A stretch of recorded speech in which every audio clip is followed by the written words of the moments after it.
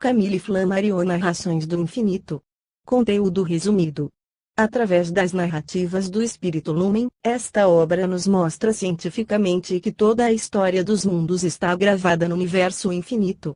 Afirmando, ainda, a existência de vida em outros planetas, o autor desenvolve estudos intrigantes sobre mundos de vida superior, formas desconhecidas na Terra, alma das plantas e outras temáticas de interesse atual em assuntos astronômicos. Primeira narrativa. Resurrectio Praeteriti. Quereis vós me haveis prometido, ó Lumen, fazer a narrativa dessa hora, estranha entre todas, que se seguiu ao vosso derradeiro suspiro, e descrever de que modo, por uma lei natural, embora muito singular, revistes o passado no presente e penetrastes um mistério que havia permanecido oculto até hoje. Lumen, sim, meu velho amigo, vou cumprir a promessa e, graças à longa correspondência de nossas almas, espero compreendereis esse fenômeno estranho, conforme o classificastes. Há contemplações cuja força o olhar mortal não pode suportar. A morte, que me libertou dos frágeis e fatigáveis sentidos do corpo, ainda não vos tocou com a sua mão emancipadora. Pertenceis ao mundo dos vivos. Apesar do isolamento de ermo, nessas reais torres do arrabal de Saint-Jacques, onde o profano não vem perturbar vossas meditações, fazeis, sem embargo disso, parte da existência terrestre e das suas superficiais preocupações. Não vos admireis, pois, no instante de vos associar ao conhecimento do meu mistério, do convite para que vos isoleis, mais ainda, dos ruídos exteriores e me presteis toda a intensidade de atenção de que o vosso espírito seja capaz de concentrar nele próprio. Querem serei todo ouvidos, para vos escutar, ó Lumen, e todo o meu espírito estará concentrado em vos compreender. Falai, sem receio nem circunlóquio, e dignai-vos de me fazer conhecedor das impressões, ignotas para mim, que sucedem à cessação da vida. Lumen, por onde desejais comece a narração? Querem se bem recordardes, a partir do momento em que, mãos trêmulas, eu vos fechei os olhos. Gostaria que daí partisse a vossa origem. Lumen, ó, a separação do princípio pensante e do organismo nervoso não deixa na alma nenhuma espécie de recordação. É como se as impressões do cérebro, que constituem a harmonia da memória, se apagassem inteiramente e fossem logo restabelecidas sob outro modo. A primeira sensação de identidade que se experimenta depois da morte assemelha-se à que se sente ao despertar, durante a vida, quando, acordando pouco a pouco, a consciência da manhã ainda se está penetrado pelas visões da noite. Chamado pelo futuro e pelo passado, o espírito busca, por seu turno, retomar a plena posse de si mesmo e deter as impressões fugitivas do sonho esvaecido, que passam ainda nele com o respectivo cortejo de quadros e acontecimentos. Às vezes, absorvido em tal retrospecção de um sonho cativante, sente sob as pálpebras, que de novo se fecham, os elos tênues da visão reatados e o espetáculo prosseguir, recai, então, no sonho e numa espécie de meio sono. Assim se balança nossa faculdade pensante ao sair desta vida, entre uma realidade que não compreende ainda e um sonho não desaparecido completamente. As mais diversas impressões se amalgamam e confundem, e se, sob o peso de sentimentos perecedouros, tem saudades da terra de onde vem exilado, é então oprimida por um sentimento de tristeza indefinível que pesa sobre nossos pensamentos, nos envolve de trevas e retarda a clarividência. Quereis experimentastes essas sensações imediatamente após a morte? Lumen após a morte? Mas não existe morte. O fato que designais sob tal nome, a separação do corpo e da alma, não se efetua por assim dizer sob uma forma dita material, comparável à separação química de elementos dissociados que se observa no mundo físico. Não se percebe essa separação definitiva, que vos parece tão cruel, mais do que a pode perceber o recém-nascido, saindo do ventre materno. Somos verdadeiramente nascidos para a vida celeste, tal qual fomos para a existência terrestre. Apenas, não estando a alma envolta nas faixas corporais que a revestem na terra, adquire ela mais prontamente a noção do seu estado e da sua personalidade. Tal faculdade de percepção varia todavia essencialmente de uma para outra alma. Há as que durante o viver nunca se elevaram rumo do céu, nem sentiram o desejo de penetrar as leis da criação. Essas, dominadas ainda pelos apetites corporais, permanecem longo tempo em estado de perturbação e de inconsciência. Outras existem, felizmente, que, desde esta vida, voaram com as suas aspirações aladas rumo aos cimos do belo eterno. Estas, veem chegar com calma e serenidade o instante da separação, elas sabem que o progresso é a lei da existência, que entraram no além, numa vida superior a de a quem, seguem, passo a passo, a letargia que sobe ao coração e, quando o último movimento, vagaroso e insensível, para em seu curso, elas estão já acima do corpo e daí já observaram o adormecimento. Libertando-se dos liames magnéticos, sentem-se rapidamente arrebatadas por uma força desconhecida rumo do ponto da criação, a que as suas aspirações, sentimentos e esperanças as atraem. Quereis a palestra que ora inauguro convosco, meu caro mestre, traz à memória os diálogos de Platão sobre a imortalidade da alma, igual a Fedro que solicitava seu mestre, Sócrates, no próprio dia em que este devia beber a cicuta para obedecer à iníqua sentença dos atenienses. Eu vos pergunto, ó vós, que haveis transposto o termo fatal, que diferença essencial distingue a alma do corpo? De vez que este perece, enquanto que a primeira não morre jamais? Não darei a essa questão uma resposta metafísica, qual a de Sócrates, nem uma solução dogmática, qual a dos teólogos, mas uma resposta científica, porque vós, tal qual eu, dais valor somente aos fatos constatados pelos métodos positivos. Ora, pode-se distinguir no ser humano três princípios diferentes, ainda que reunidos. Primeira, o corpo material.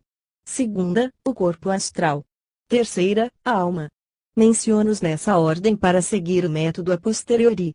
O corpo material é uma associação de moléculas, formadas elas próprias de agrupamentos de átomos. Os átomos são inertes, passivos, governados pela força, e entram no organismo pela respiração e pelos alimentos, renovam incessantemente os tecidos, são substituídos por outros e, eliminados, vão pertencer a outros corpos. Em alguns meses, o corpo humano é totalmente renovado, e nem no sangue, nem na carne, nem no cérebro, nem nos ossos resta mais um único dos átomos que constituíam o todo alguns meses antes. Por intermédio da atmosfera, principalmente, os átomos viajam sem cessar de um para outro corpo. A molécula de ferro é sempre a mesma, quer esteja incorporada ao sangue que pulsa sob a têmpora de um homem ilustre, quer pertença a um vil fragmento enferrujado. A molécula de oxigênio é idêntica, brilhe no olhar amoroso da noiva, ou, reunida ao hidrogênio, projete sua flama em um dos 1000 luzeiros das noites parisienses, ou, ainda, tombe em gota de água do alto das nuvens. Os corpos atualmente vivos são formados da cinza dos mortos e, se todos os mortos ressuscitassem, faltariam aos vindos por último muitos fragmentos pertencentes aos primeiros.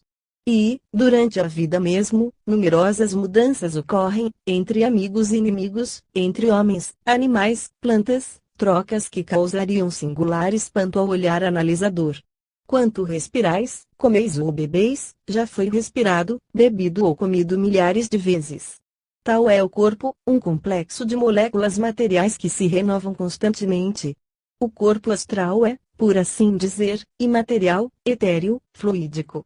É por ele que o espírito está associado ao corpo material, é o envelope da alma, a substância física do espírito.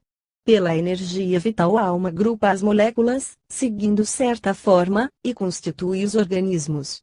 A força rege os átomos passivos incapazes de se conduzirem eles próprios, inertes, a força os chama, faz que lhe obedeçam, toma-os, coloca-os, dispõe todos conforme certas regras e forma esses corpos tão maravilhosamente organizados que o anatomista e o fisiologista contemplam. Os átomos são permanentes, a força vital não. Os átomos não têm idade, a força vital nasce, envelhece, morre. Um octogenário não é mais idoso do que o jovem de 4 lustros. Por quê? Os átomos que o constituem estão, naquele, apenas há alguns meses e, além disso, não são nem velhos, nem novos, analisados, os elementos constitutivos do seu corpo não têm idade. O que envelheceu, pois, no octogenário?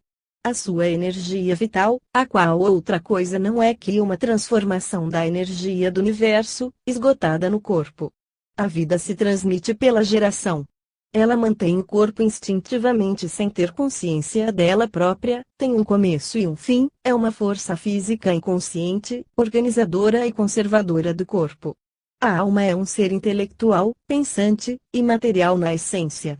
O mundo das ideias, no qual vive, não é o mundo de matéria, não tem idade, nem envelhece, não muda em um mês ou dois, igual ao corpo, pois, decorridos ano, lustro, decênio, sentimos que conservamos a nossa identidade, que o nosso eu permanece. De outro modo, se a alma não existisse, se a faculdade de pensar fosse função do cérebro, não poderíamos continuar a dizer que temos um corpo, este seria o corpo que teríamos na ocasião. Além disso, de período em período, nossa consciência mudaria, não possuiríamos mais a certeza, nem mesmo o sentimento da nossa identidade, e não seríamos mais responsáveis pelas resoluções segregadas pelas moléculas que haviam passado por nosso cérebro muitas dezenas de meses antes. A alma não é a força vital, pois esta é mensurável, transmite-se por geração, não tem consciência intrínseca, nasce, aumenta, declina e morre, estados diametralmente opostos aos da alma, imaterial, imensurável, intransmissível, consciente. O desenvolvimento da força vital pode ser representado geometricamente por um fuso que enche insensivelmente até ao meio e depois decresce até anular-se na outra extremidade. No meio da vida, a alma não desincha, se pode usar a comparação, para diminuir em forma de fuso e ter um fim, mas continua a abertura da sua parábola, lançada no infinito. Além disso, o modo de existência da alma é essencialmente diverso do da vida. É um modo espiritual. O sentimento do justo ou do injusto, do verdadeiro ou do falso, do bom ou do mal, o estudo, as matemáticas, a análise, a síntese, a contemplação, a admiração, o amor, o afeto ou a antipatia, a estima ou o desprezo, em uma palavra, as preocupações da alma, quaisquer que sejam, pertencem à ordem intelectual e moral, que os átomos e as forças físicas não podem conhecer, e que existe tão verdadeiramente quanto a ordem material. Jamais o trabalho químico ou mecânico das células cerebrais, por mais sutil que se suponha, poderia dar em resultado um julgamento intelectual, por exemplo, concluir que 4 multiplicado por 4 é igual a 16 ou que a soma dos 3 ângulos de um triângulo é igual a 2 ângulos retos. Esses elementos da entidade humana são encontrados no conjunto do universo. Primeiro, os átomos, os mundos materiais, inertes, passivos. Segundo, as forças físicas, ativas, que regem os mundos e que se transformam umas nas outras. Terceiro, Deus, o Espírito eterno e infinito, organizador intelectual das leis matemáticas às quais as forças obedecem, ser incognoscível, no qual residem os princípios supremos do verdadeiro, do belo e do bem. A alma é ligada ao corpo material pelo corpo astral, intermediário, que ela conserva depois da morte. Quando a vida se extingue, a alma se separa naturalmente do organismo e cessa qualquer relação imediata com o espaço e o tempo, pois não tem densidade alguma, nem peso.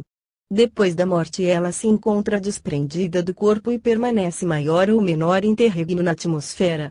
Relativamente livre, a alma pode deslocar-se facilmente, às vezes, projetar-se mesmo a imensas distâncias, com a rapidez do pensamento. Sabeis que do Sol à Terra, ou desta aos planetas, a gravitação se transmite quase instantaneamente com uma velocidade maior do que a da luz. A transmissão da alma, mônada psíquica, no espaço, é da mesma ordem. Assim, estamos no céu, imediatamente depois da morte, de igual modo que o havíamos estado, aliás, durante todo o período da existência. Somente não temos mais o peso que nos prende ao planeta. Acrescentarei, todavia, que a alma demora algum tempo para desprender-se do organismo nervoso e, por vezes, permanece muitos dias, meses mesmo, magneticamente ligada ao antigo corpo que não deseja abandonar. Não raro, conserva, por largo período, seu organismo fluídico, além de que, dotada de faculdades especiais, pode transportar-se rapidamente de um ponto a outro do espaço.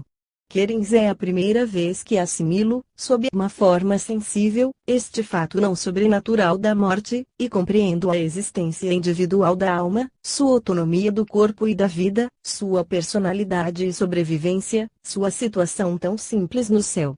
Esta teoria sintética me prepara, eu o creio, para compreender e apreciar vossa revelação.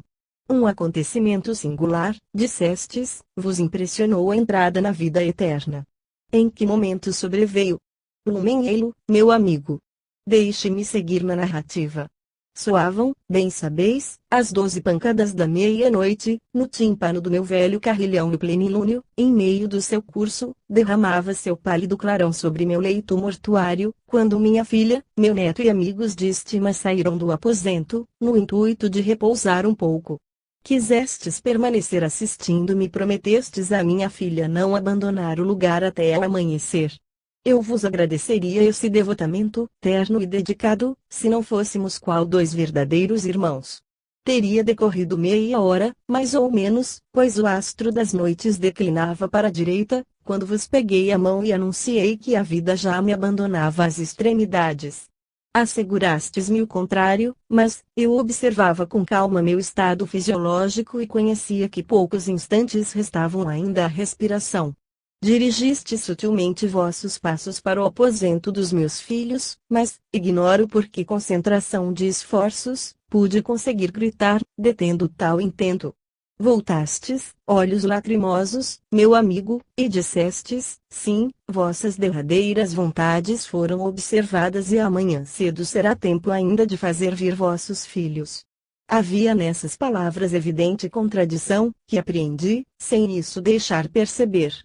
Lembrai-vos de que, então, pedi que fosse aberta a janela? Que bela noite de outubro, mais bela do que as dos poetas da Escócia cantada por Ossian. Não longe do horizonte, e sob meus olhos, distinguiam-se as Pleiades, veladas pelas brumas inferiores. Castor e Pólux remejavam vitoriosamente no céu, a algo mais distante. E, ao alto, formando triângulo constelado com as precedentes, admirava-se, na constelação do cocheiro, bela estrela de áureos raios, aqui, desenhada à borda das cartas zodiacais, se denomina Capela, ou a Cabra. Vedes que a memória não me falha. Quando abristes a janela de todo, os perfumes das recentes rosas, adormecidas sob a asa da noite, chegaram até mim e confundiram-se as claridades silenciosas das estrelas. Exprimir a doçura que derramaram em minha alma essas impressões as derradeiras que a terra me enviava, as últimas que tocavam os sentidos ainda não atrofiados ficaria para além das possibilidades da minha linguagem, nas minhas horas de mais terno enlevo, de mais suave ventura, jamais senti essa alegria imensa, tal serenidade gloriosa, semelhante prazer já celeste, que me foram dados por esses minutos de êxtase. Escoados entre o sopro odoroso das flores e o meigo olhar das estrelas longínquas. E, quando regressastes para junto de mim, eu também voltar ao mundo exterior e, juntas as mãos sobre o peito, deixei que meu olhar e meu pensamento rogassem unidos e subissem ao espaço. E porque meu ouvido fosse bem depressa se fechar para sempre, recordo as derradeiras palavras que pronunciei: adeus, meu velho amigo, sinto que a morte me conduz rumo às regiões desconhecidas, onde nos reencontraremos um dia. Quando a aurora desmaiar as estrelas, haverá aqui apenas o meu corpo mortal. Repeti a minha filha a última expressão da minha vontade, que ela eduque os filhos, tendo em mira os bens eternos.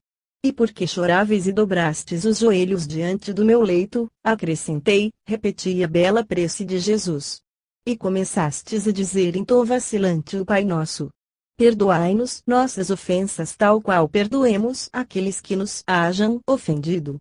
Tais são os pensamentos finais que chegaram à minha alma por intermédio dos sentidos.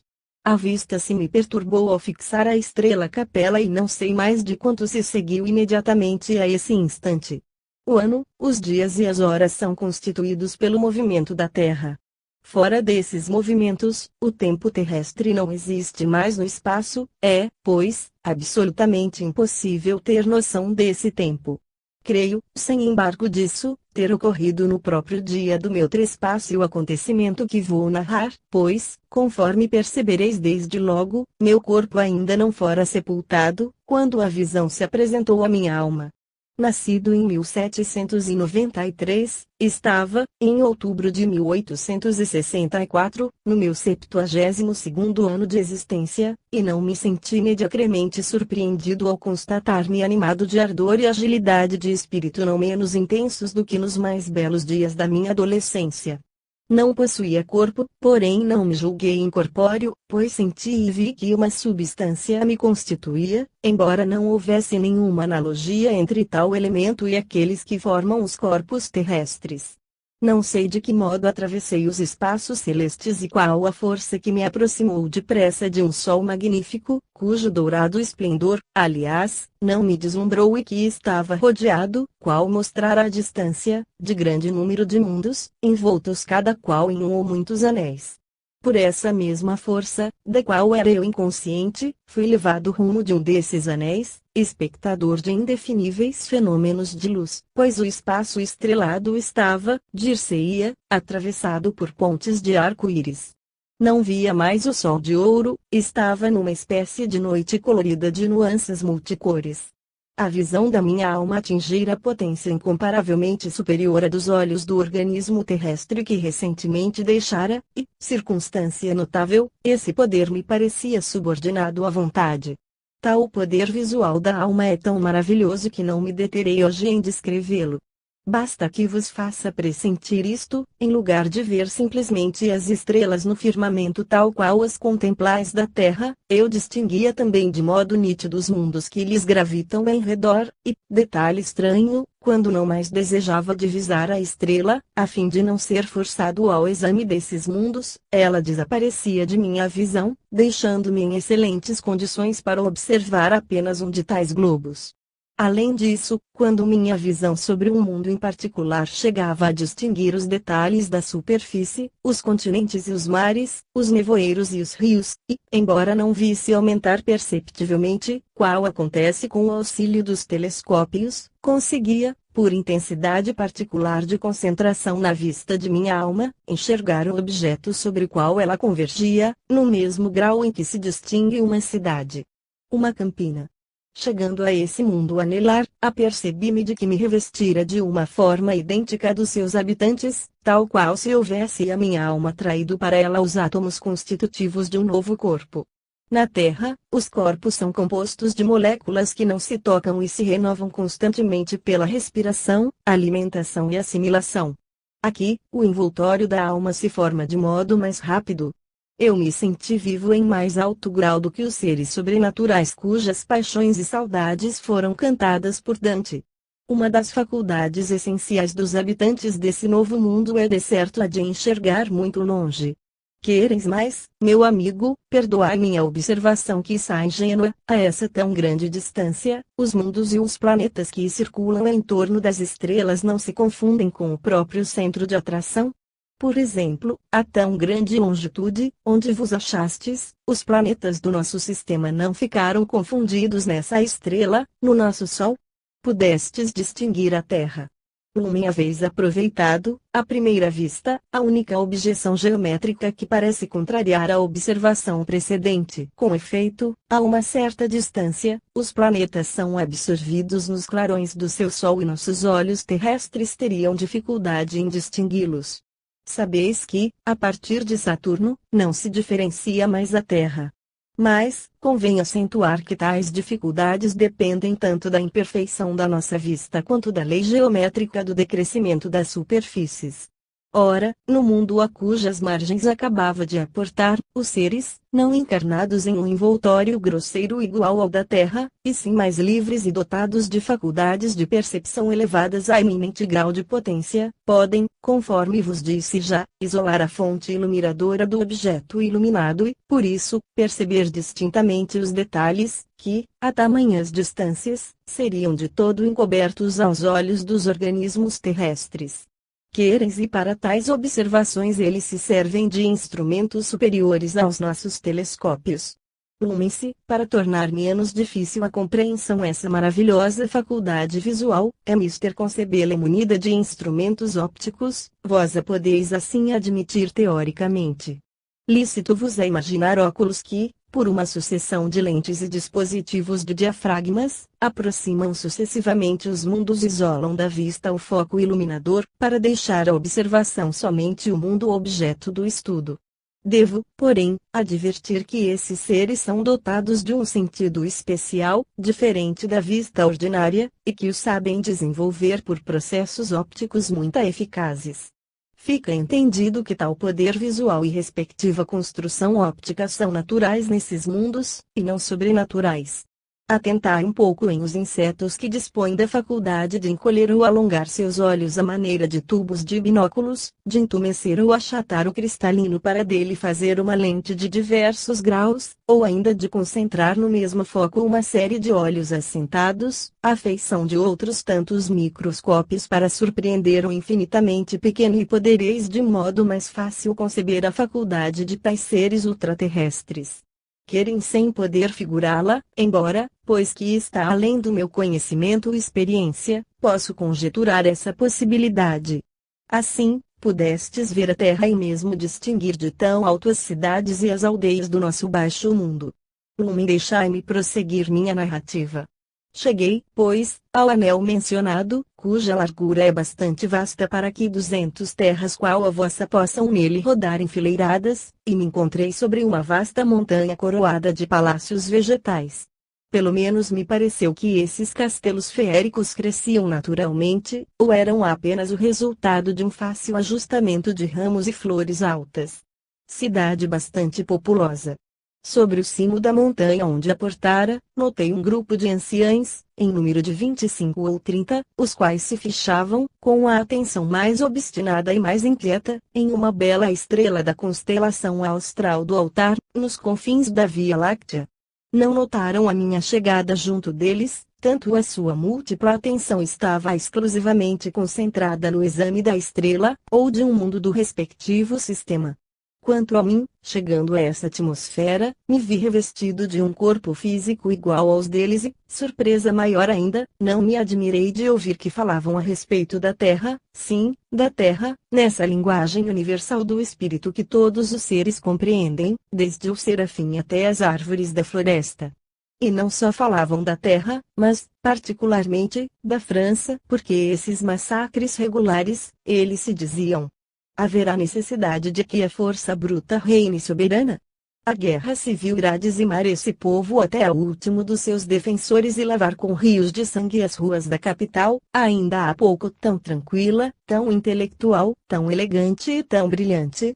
Eu não compreendia nada de tais palavras, eu que viera da terra com uma velocidade igual à do pensamento e que, na véspera ainda, respirava o ambiente de uma cidade calma e pacífica. Reuni-me ao grupo e fichei com eles meu olhar na estrela de ouro. Bem depressa, escutando sua conversação e buscando avidamente distinguir as coisas extraordinárias das quais falavam, divisei, à esquerda da estrela, uma esfera azul pálido, era a Terra. Não ignorais, meu amigo, que, apesar do aparente paradoxo, a Terra é verdadeiramente um astro do céu, e isso eu vos recordei há pouco. De longe, de uma das estrelas vizinhas do nosso sistema, este aparece, a visão espiritual de que falei, no grau de uma família de astros composta de 8 mundos principais, unidos em torno do Sol. Júpiter e Saturno chamam primeiramente a atenção, devido ao seu tamanho, depois, não se tarda em destacar Urano e Netuno e, em seguida, mais perto do Sol estrela, Marte e a Terra. Vênus é mais difícil de perceber e Mercúrio fica invisível, devido à sua quase absoluta proximidade do Sol. Tal é o sistema planetário do céu. Minha atenção se prendeu exclusivamente na pequena esfera terrestre, junto da qual reconheci a Lua. Bem depressa notei as alvas neves do Polo Boreal, a Europa tão retalhada, o Mediterrâneo azul, o triângulo amarelo da África, os contornos do oceano, e, porque minha atenção estava unicamente fixada sobre o nosso planeta, o Sol estrela se eclipsou da minha visão. Depois, sucessivamente, pouco a pouco, consegui distinguir na esfera, em meio de regiões azuladas, uma espécie de recorte de cor bistre, prosseguindo minha investigação, vislumbrar uma cidade no meio do dito recorte. Não tive dificuldade em reconhecer que o recorte era França e a cidade Paris. O primeiro sinal de identificação da capital francesa foi o listão prateado do Sena, que tão faceiramente descreve tantas circunvoluções sinuosas a oeste da grande metrópole. Servindo-me do aparelho óptico, penetrei em maiores detalhes. A nave e as torres de Notre-Dame, que eu via por cima, formavam bem uma cruz latina na ponta oriental da cidade. Os bulevares estendiam suas faixas ao norte. Ao sul reconheci o Jardim de Luxemburgo e o Observatório. A cúpula do Panteão tocava com um ponto cinzento a montanha Santa Genoveva. A oeste, a grande Avenida dos Campos Elíseos desenhava no solo a sua linha reta, divisava-se, mais distante, o bosque de Bolonha, os arredores de Saint-Cloud, os bosques de Meudon, Sèvres, Ville-d'Avray e Montretout. Tudo, porém, era paisagem de inverno, árvores despidas de folhagem, um triste dia de janeiro, enquanto que eu deixara a terra em outubro. Tive, em pouco, a certeza de que era bem Paris o alvo da minha vista, mas, porque não compreendesse melhor as exclamações dos meus vizinhos, fiz esforços para mais exatamente realçar os detalhes. Minha visão se deteve de preferência sobre o observatório, pois estava no meu bairro favorito, o qual, durante 8 lustros, deixara apenas por alguns meses. Ora, julgue qual teria sido minha surpresa, quando meu olhar se adaptou mais completamente ao cenário e percebi não mais existir avenida entre o Luxemburgo e o Observatório, e que essa magnífica aldeia de castanheiros dera lugar a jardins de mosteiros. Um desses retiros ocupava o lindo centro do Vergel. O Boulevard S. Miguel não existia mais, nem a Rua dos Médicis, era uma amálgama de ruelas, e julguei reconhecer a antiga Rua do Este, a Praça S. Miguel onde outrora uma antiga fonte fornecia água aos moradores do Arrabalde, e uma série de outras ruazinhas que eu havia visto antigamente. Pareceu-me estar sob meus olhos o plano de Turgot, com as suas ruas e edificações. O observatório estava despojado das cúpulas, as 2 alas laterais haviam igualmente desaparecido. Pouco a pouco, prosseguindo minha investigação, constatei que, particularizando, Paris mudara profundamente. Meus rancores de artista contra as invasões da idilidade parisiense despertaram, mas foram rapidamente superados por outras cogitações mais fortes. O arco triunfal da Estrela não existia mais, nem as avenidas opulentas que nele vinham confinar. O Boulevard de Sebastopol não existia também, nem a Gare do Este, e nenhuma linha de via férrea. A Torre S. Jacques estava enfeixada em um cortejo de velhos prédios e a coluna da Vitória lhe estava aproximada. A coluna da Bastilha também ausente, pois eu teria com facilidade reconhecido o gênio dourado que a encimava. Na Praça Vendôme a coluna da Grande Armada havia desaparecido e a Rua da Paz não se via também. A Rua de Rivoli sumira-se. O Louvre não estava concluído, ou então demolido. Entre o trecho quadrado do Louvre e as Tulherias, viam-se casebres amontoados, uma pequena igreja, velhos terraços e mansardas. Na Praça da Concórdia não se distinguia mais o obelisco, mas parecia ver-se enorme pedestal e ante ele grande e gaulhante multidão contida por tropas militares. Não se avistavam a Igreja Madalena e a Rua Royale. Havia uma ilhota por detrás da ilha S. Louis. Os bulevares exteriores não eram outra coisa que o velho muro da Ronda, e as fortificações tinham destruído seus contornos. Enfim, embora reconhecendo a capital da França, pelos edifícios que lhe restavam e por alguns quarteirões não transformados, estava sem saber que pensar de tão maravilhosa a metamorfose, que, da véspera para o outro dia, tão radicalmente mudara o aspecto da velha cidade. Ao meu pensamento acudiu, de início, a ideia de que, ao invés de pouco tempo, gastara, em vir da terra, mais de 1 ano, lustro, decênio ou século. E porque a noção do tempo é essencialmente relativa e a medida da sua duração nada tem de real, nem de absoluta, separada do globo terrestre, eu perdera, por esse motivo, toda a medida fixa, e a mim mesmo dizia que 1 ano ou até 1 século podia ter passado ante meu ser sem que me apercebesse, pois o tão vivo interesse tomado por essa viagem não me fizera achar o tempo longo expressão vulgar indicadora dessa sensação em nosso espírito. Não tendo meio algum de me certificar da realidade, terminaria por crer sem dúvida que muitos séculos já me separavam da vida terrestre e tinha sob os olhos a Paris do século XXI, se eu não houvesse, então, aprofundado mais o exame do conjunto. Com efeito, identifiquei sucessivamente o aspecto da cidade e cheguei, por gradação, a reencontrar terrenos, ruas e edifícios que havia conhecido na minha infância. O palácio da municipalidade me apareceu todo embandeirado e o castelo das Tulherias apresentava sua cúpula quadrada central. As torres feudais do Châtelet e da Santa Capela assinalavam bem o antigo palácio. Um pequeno detalhe completou minha elucidação, quando, no centro do jardim de um velho mosteiro da rua S. Jacques, discerni um pavilhão cuja vista me fez estremecer. Fora ali que eu encontrara, adolescente, a mulher que me amou, com um profundo amor, a minha Ivelisse, tão terna e tão devotada, que tudo abandonou para se entregar ao meu destino. Revi a pequena cúpula do terraço ante a qual íamos sonhar à tarde e estudar as constelações. Ah, com que júbilo acolhia eu esses passeios durante os quais, acertando o passo um pelo outro, caminhávamos as avenidas, fugindo aos olhos indiscretos do mundo ciumento.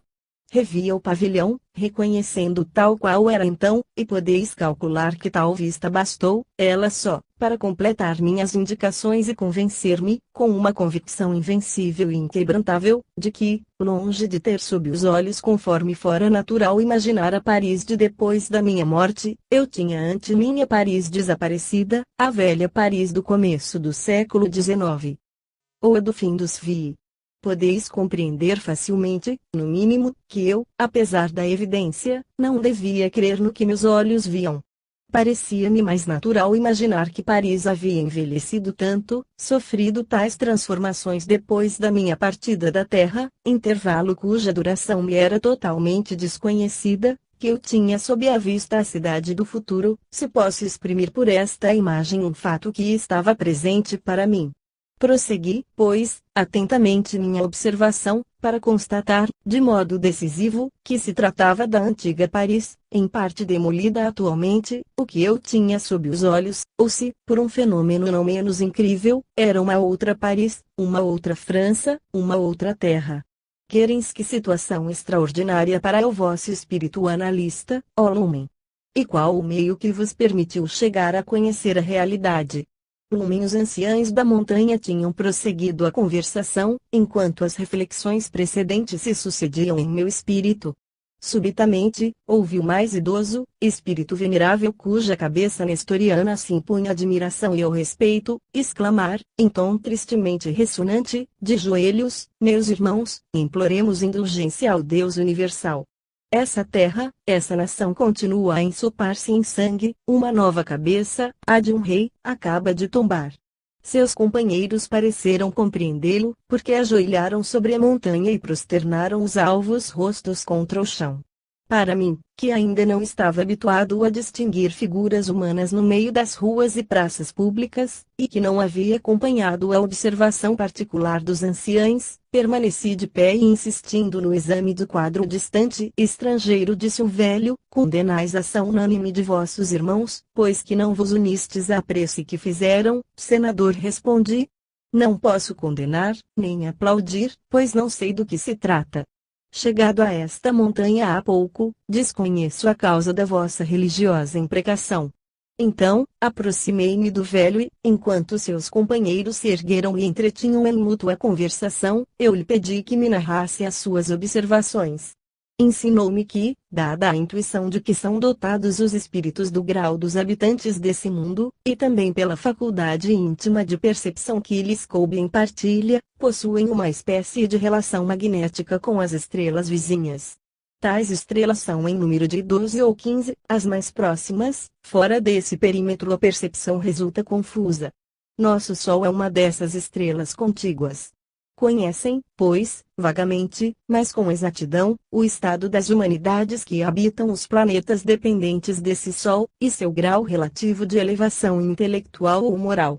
Além disso, quando uma grande perturbação atravessa uma dessas humanidades, seja na ordem física, seja na ordem moral, eles sofrem uma espécie de comoção recôndita, a semelhança do que acontece com uma corda, vibrando, ao fazer entrar em vibração outra corda colocada à distância.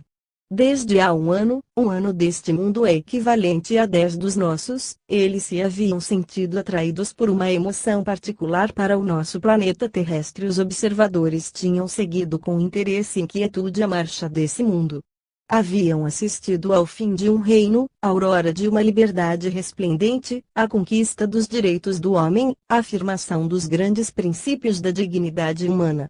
Depois, haviam visto a causa sagrada da liberdade posta em perigo por aqueles que deveriam constituir-se seus primeiros defensores, e a força brutal substituir o raciocínio e a persuasão.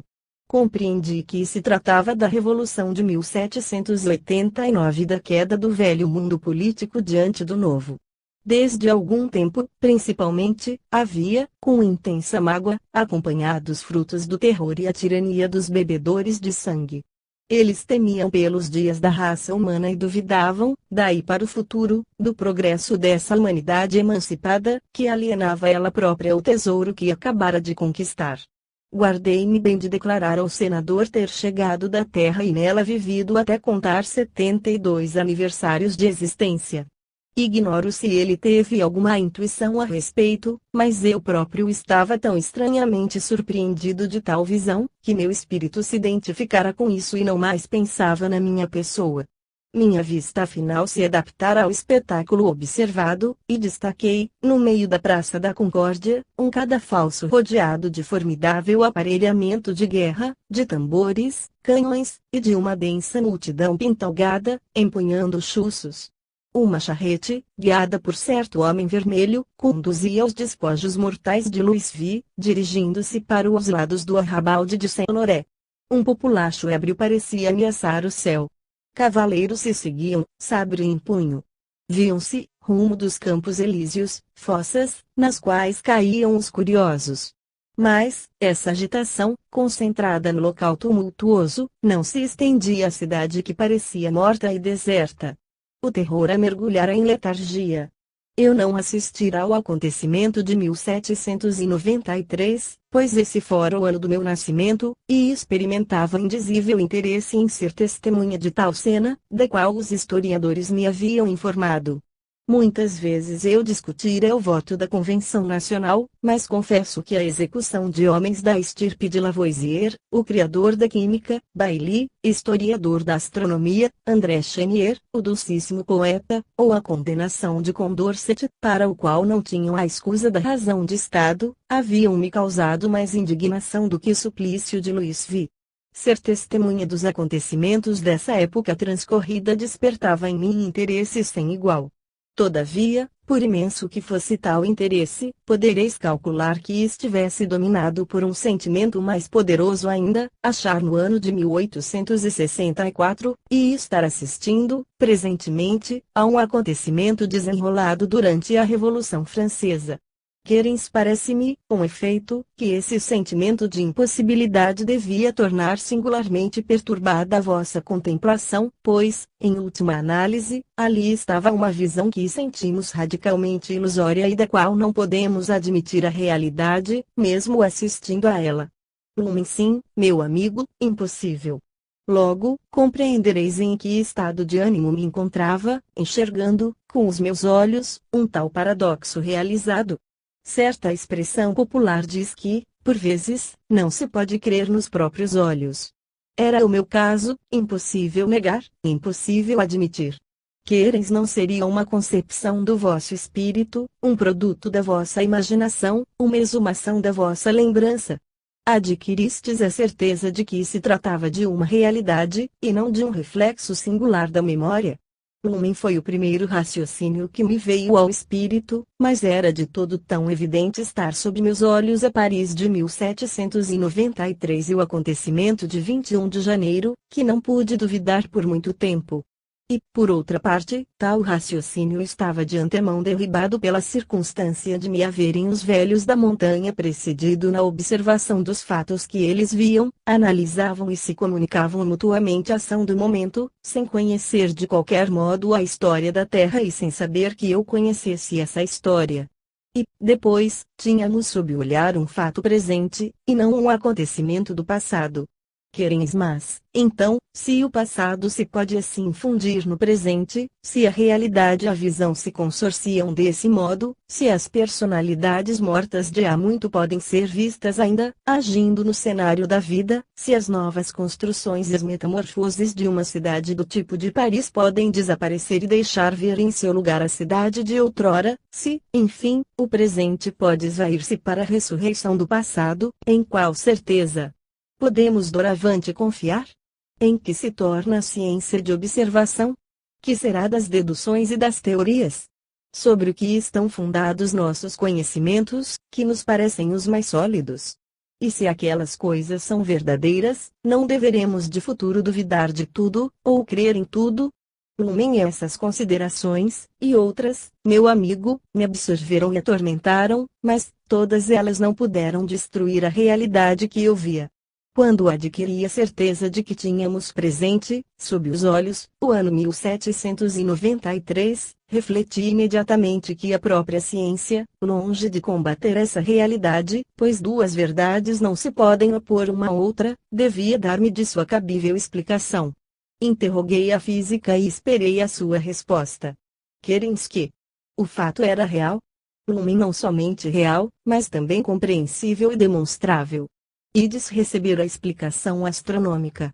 Examinei, inicialmente, a posição da Terra na constelação do Altar, da qual vos falei. Orientando-me em relação à estrela polar e ao zodíaco, assinalei que as constelações não eram muito diferentes das que são vistas da Terra e, afora algumas estrelas particulares, sua posição continuava sensivelmente a mesma. Orion reinava no equador terrestre, a grande Ursa, detida em seu curso circular, tendia ainda ao norte. Reportando-me as coordenadas dos movimentos aparentes, suspensos daí em diante, constatei então que o ponto onde eu via o grupo do Sol, da Terra e dos planetas devia marcar a 17ª hora da ascensão reta, isto é, ao 256 grau, mais ou menos. Eu não dispunha de aparelho para tomar exata mensuração. Observei, em segundo lugar, que esse ponto se encontrava rumo do 44 grau de distância do Polo Sul. Tais pesquisas tinham por fim identificar a estrela sobre a qual havia eu pairado e deram lugar a que eu concluísse encontrar-me num astro situado rumo dos 76 graus de ascensão reta, e do 46 de declinação boreal. Sabia, por outro lado, pelas palavras do ancião, que o astro onde nos achávamos não estava muito distanciado do nosso Sol, pois este se incluía entre os astros vizinhos. Com a ajuda de tais elementos, pude facilmente encontrar nas minhas reminiscências qual a estrela em concordância com as posições assim determinas. Uma única isso correspondia, era a estrela, de primeira grandeza, Alfa do Cocheiro, denominada também Capela ou a Cabra. Não havia menor dúvida a respeito. Assim, eu estava então certamente num mundo dependente do sistema dessa estrela. De lá, o brilho do nosso Sol fica reduzido ao de uma simples estrela e, em consequência da viagem que faz, vai colocar-se em perspectiva diante na constelação do Altar, situada precisamente em oposto à do Cocheiro, para o habitante da Terra. Desde então, procurei recordar qual era a paralaxe dessa estrela. Lembrava-me de que um dos meus amigos, astrônomo russo, já a havia calculado, e seu cálculo confirmado dava essa paralaxe 0,046. Expresso em milhões de quilômetros, o número é 681.568.000. Assim, o astro sobre o qual eu me encontrava distava da Terra 681.568.000 de quilômetros. Elucidado desse modo o problema, estavam 3/4 partes resolvidas. Ora, eis aqui agora o fato capital, aquele para o qual chamo a vossa particular atenção, pois nele reside, no momento, a explicação da mais estranha das realidades. Sabeis que a luz não vence instantaneamente a distância de um lugar a outro, e sim sucessivamente. Não deixastes de assinalar de certo o que, atirando uma pedra em águas tranquilas, uma série de encíclicas se sucedem em redor do ponto onde a pedra caiu. Assim se dá com os sons no ar, quando passam de um extremo a outro, assim ocorre com a luz no espaço, ela se transmite gradualmente por ondulações sucessivas. A luz de uma estrela emprega, pois, certo tempo para chegar à Terra e essa duração depende naturalmente da distância entre uma e outra. O som percorre 340 metros por segundo. Um tiro de canhão é ouvido pelos artilheiros vizinhos da peça no preciso momento em que parte, um segundo depois por aqueles que estejam na distância de 340 metros. 3 segundos pelos que se acham a 1 quilômetro. 12 segundos para os a 4 quilômetros. 2 minutos para os ao decúplo desta distância. 5 minutos para os que, colocados a 100 quilômetros, ouçam ainda esse trovão dos homens. A luz se transmite com uma velocidade muito maior, porém não instantânea, conforme acreditavam os antigos. Ela percorre 300 mil quilômetros por segundo e faria 8 vezes o giro do globo em um segundo, se pudesse fazer voltas, emprega 15 segundos e 1/4 para vir da Lua à Terra. 8 minutos e 13 segundos se partir do Sol. 42 minutos para nos chegar de Júpiter. 2 horas saindo de Urano e 4 horas para fazer a viagem desde Netuno. Vemos, pois, os corpos celestes, não tal qual eles são no momento em que os observamos, mas tal qual eram no instante da partida do raio luminoso que nos chegou. Se um vulcão, por exemplo, entrasse em erupção em um desses mundos referidos, não veríamos projetar suas chamas senão 1 segundo e 1/4 depois, se se tratasse da Lua. 42 minutos decorridos, se estivessem em Júpiter. 2 horas mais tarde, se viessem de Urano. 4 horas após, caso proviessem de Netuno. Se nós nos transportássemos para além do sistema planetário, as distâncias seriam incomparavelmente mais vastas e maior a demora na chegada da luz. Assim, o raio luminoso saído da estrela mais próxima da Terra, a Alfa do Centauro, despende mais de 1400 dias para nos atingir, o que procede de Sírio emprega perto de um decênio para atravessar o abismo que nos separa desse Sol. Estando a estrela Capella separada da Terra pela distância que mencionei, é fácil calcular, à razão de 300 mil quilômetros por segundo, quanto tempo necessita a luz para franquear tal intervalo.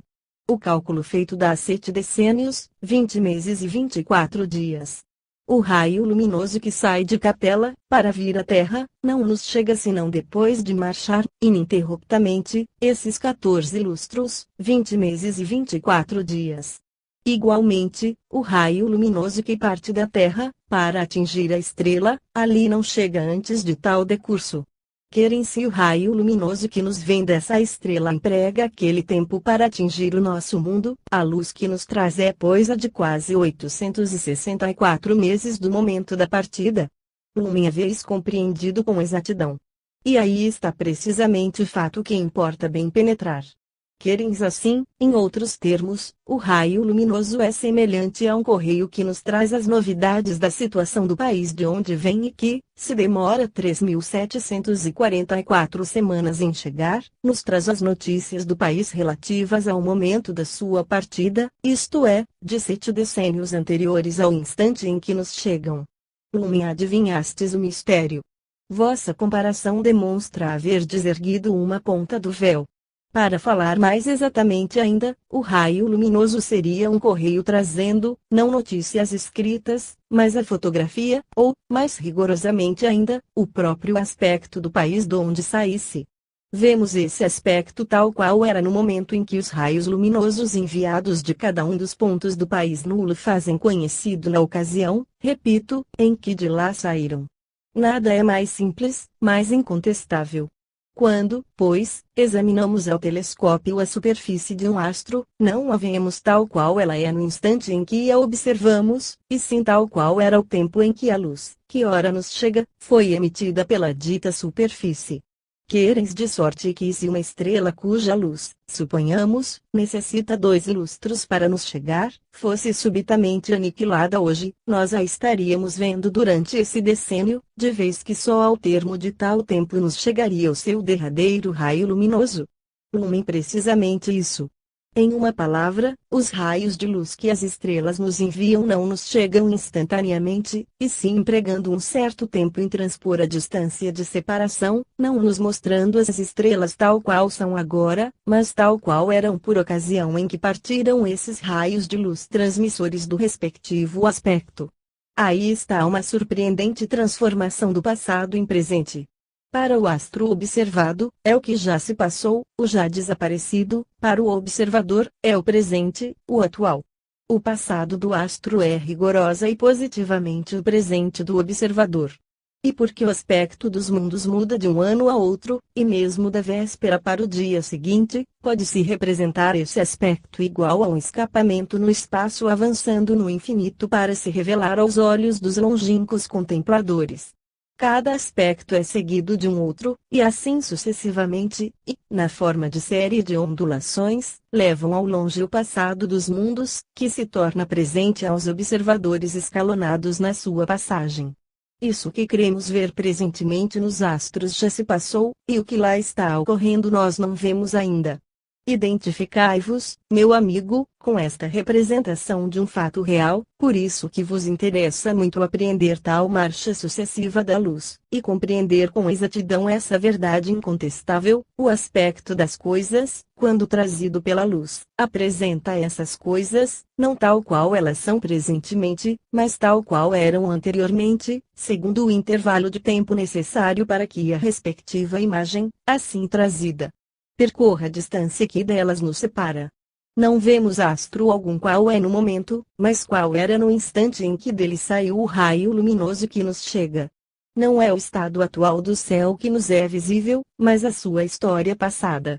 Há mesmo tais e tais astros que não existem mais, desde há 10 milênios, e são vistos ainda, por isso que o raio luminoso deles chegado saiu de lá muito tempo antes da sua destruição. Tal estrela dupla, da qual buscais com 1000 cuidados e muitas fadigas determinar a natureza e os movimentos, não existe mais, desde quando começaram a ver astrônomos sobre a superfície da Terra. Se o céu visível fosse aniquilado hoje, seria visto ainda amanhã, e ainda no ano próximo e ainda durante um século, um milênio, 5, 10 milênios, e por mais, excetuadas apenas as estrelas muito próximas, que se extinguiriam, sucessivamente, à proporção do decurso de tempo necessário para que os respectivos raios luminosos, delas emanados, transpusessem a distância que nos separa. Alfa do Centauro extinguir-se-ia primeiro em 48 meses, Sírio em 120, etc. É fácil agora, meu amigo, aplicar a teoria científica à explicação do estranho fato do qual fui testemunha. Se da Terra se vê a estrela Capella, não tal qual é no momento da observação, e sim tal qual foi 864 meses antes, de igual maneira de lá não se vê a Terra senão com idêntica diferença de aspecto, correspondente a igual período de tempo. A luz despende o mesmo tempo para percorrer os dois trajetos. Querens, mestre, acompanhei atentamente vossas explicações. Não sendo luminosa, brilha a Terra, a distância, igual a uma estrela. Lumen a Terra espelha no espaço a luz recebida do Sol. Quanto maior a longitude, mais o nosso planeta se parece a uma estrela, concentrada toda a luz do Sol em um disco que se torna cada vez menor. Assim, vista da Lua, essa superfície parece 14 vezes mais luminosa do que a do plenilúnio, pois é 14 vezes mais vasta. Observada do planeta Vênus, daria aparência do mesmo brilho que tem Júpiter, visto da Terra. Contemplada de Marte, converte-se em estrela da manhã e do crepúsculo vespertino, oferecendo fases iguais às que Vênus apresenta. Assim, embora não tenha brilho próprio, brilha de longe, a exemplo da Lua e dos planetas, pela luz que recebe e reflete do Sol no espaço. Ora, assim como os acontecimentos de Netuno sofrem um atraso de 4 horas, vistos da Terra, assim também os da Terra passam pela mesma demora quando observados da órbita de Netuno. Por isso, de Capella, a Terra é vista com aquele dito retrocesso de 7 decênios, aproximadamente. Querens por muito estranhos e raros que sejam esses aspectos para mim, compreendo agora perfeitamente por que, transportado à estrela Capella, não vistes a Terra no seu aspecto de 1864, data da vossa morte, mas na situação de janeiro de 1793, por isso que a luz gasta 872 meses para atravessar o abismo que separa o globo terrestre daquela estrela. E compreendo, com a mesma clareza, não se tratar de uma visão ou fenômeno de memória, nem de um ato maravilhoso ou sobrenatural, mas de um fato presente, positivo, natural e evidente, e que, com efeito, quanto ocorrera na Terra, havia muito, só então poderia chegar ao conhecimento do observador colocado àquela longitude. Permiti, porém, intercale uma questão incidente. Para que, procedendo da Terra, testemunhasseis esses fatos, foi indispensável franquear tal distância, do nosso mundo à Capella, com velocidade maior do que a da própria luz. Sobre isso já vos falei, quando disse que eu acreditava tê-la transposto com a rapidez do pensamento, e que no dia mesmo da minha morte eu me encontrei no sistema daquela estrela que tanto apreciei e admirei durante a minha estada na Terra. A velocidade da gravitação poderá dar uma imagem do que é do pensamento, pois, vós o sabeis, é quase instantânea. Querens